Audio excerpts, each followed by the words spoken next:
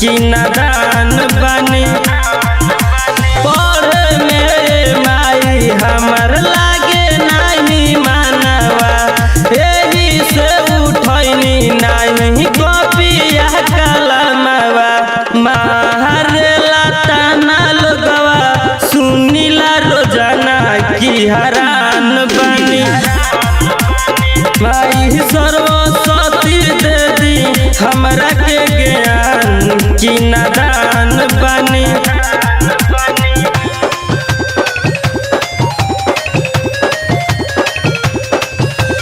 DJ Manish Raxaul.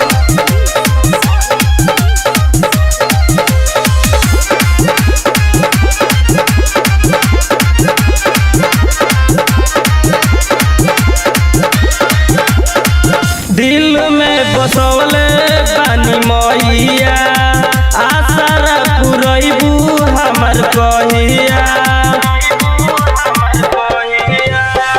दिल में बसवले बानी मैया, आशा पुरैबू हमर कहिया।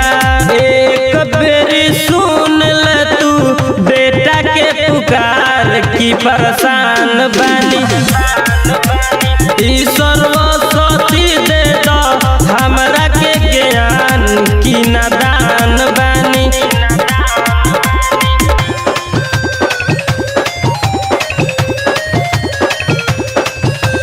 डीजे मनीष रक्सौल।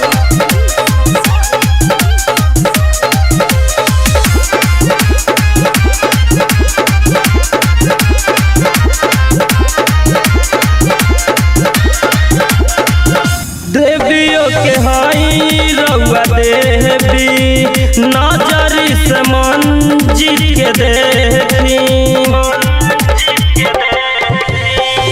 देवियों के हई रउआ देवी, नजरी से मन जीत के देवी। नवरत्न नवीन कहे कदी उपकार की महान बानी।